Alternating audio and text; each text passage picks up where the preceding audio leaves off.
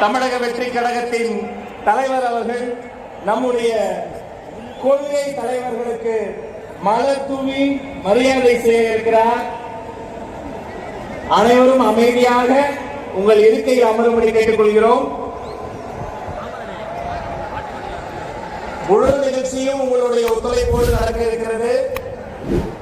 தமிழக வெற்றி கழகத்தின் கொள்கை தலைவர்களுக்கு வெற்றி தலைவர் அவர்கள் மலர் தூவி மரியாதை செய்கிறார். உங்கள் கரவொலியால் நாமும் நம் கொள்கை தலைவர்களுக்கு மரியாதை செய்வோம்.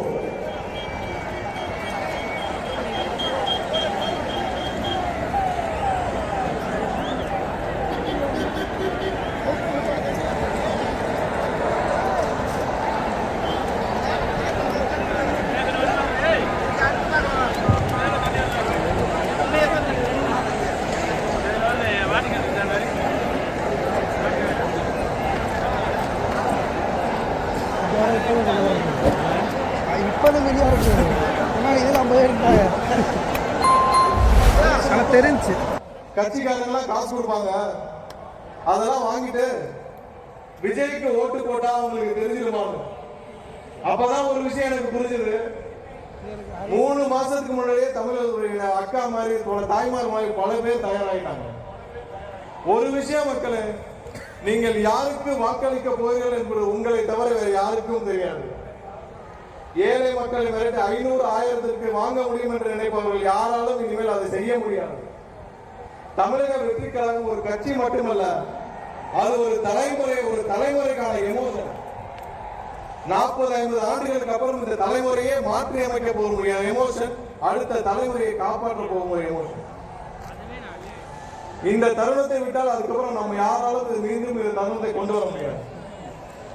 கடைசியாக ஒண்ணு, அடுத்த வருடம் தமிழகம் விஜய் அவர்கள் முதலமைச்சராக பொறுப்பேற்ற பிறகு அதுதான் உண்மையான தமிழக மக்களுடைய வெற்றி பேரணி. அந்த வெற்றி பேரணியில் தமிழகம் முழுவதும் திளைக்கும் பொழுது அந்த வெற்றி மாநாடு இதே மதுரையில் வைக்க வேண்டும் என்று தலைவர் அது எப்படி ஓட்டா மாறும் அப்படின்றது இன்னொரு பக்கம். இப்படி கதை, திரைக்கதை, வசனம், இயக்கம், பாடல்கள்,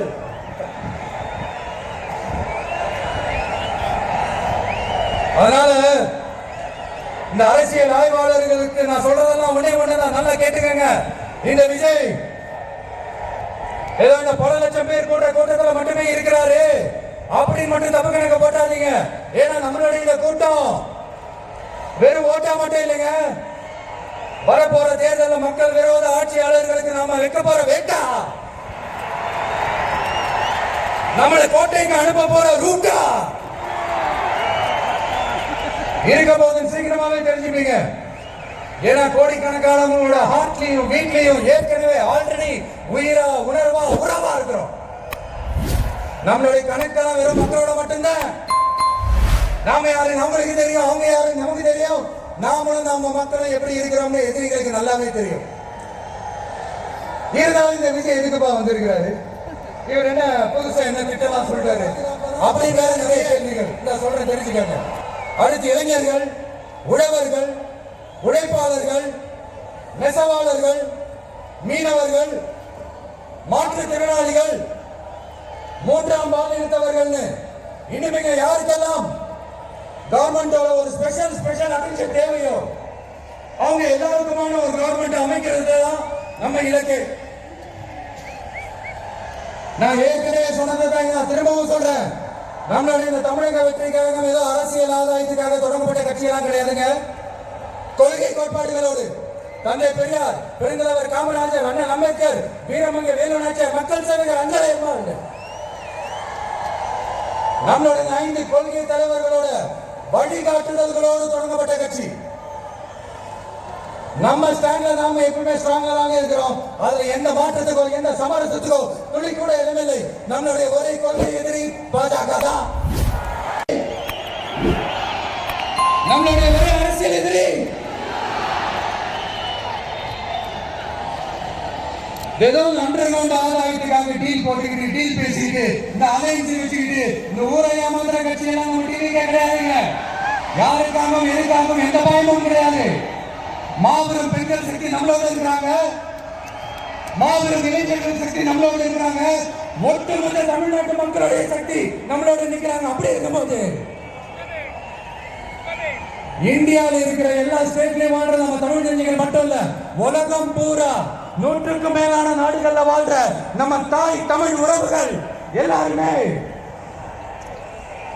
என்ன விஜய் தளபதி விஜய் இல்லைன்னா விஜய் தளபதி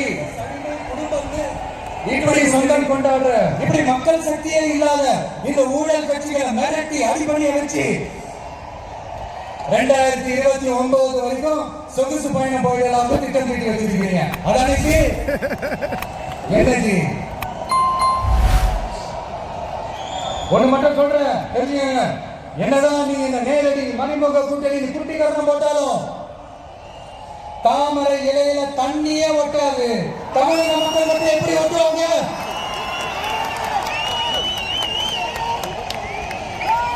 இங்க ஒரு எம்பி சீட்டு கூட தரலன்றதுக்காக தமிழ்நாட்டுக்கும் தமிழ்நாட்டு மக்களுக்கும் எதுவுமே செய்யாம ஓரவஞ்சனை செய்யுது ஒன்றிய பாஜக அரசு. சங்கம் வச்சு தமிழ் வளர்த்த மாநில மதுரை மண்.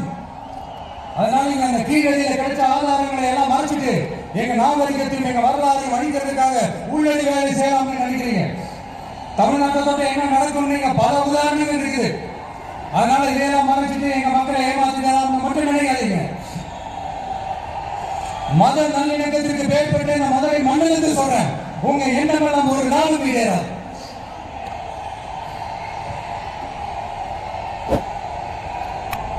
எம்ஜிஆர் யார் தெரியும்ல, அவர் மாசுனா என்னன்னு தெரியும்ல.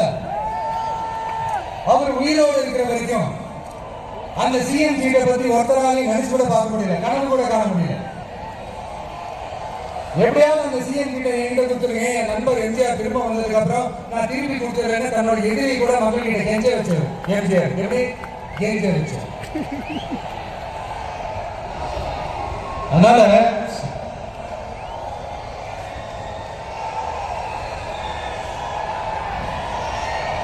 எப்படியாவது அந்த சிஎம் கிட்ட எங்க கொடுத்துருங்க, என் நண்பர் எம்ஜிஆர் திரும்ப வந்ததுக்கு அப்புறம் நான் திருப்பி கொடுத்துருவேன்னு தன்னோட எதிரி கூட மக்கள் கிட்ட கெஞ்ச வச்சாரு.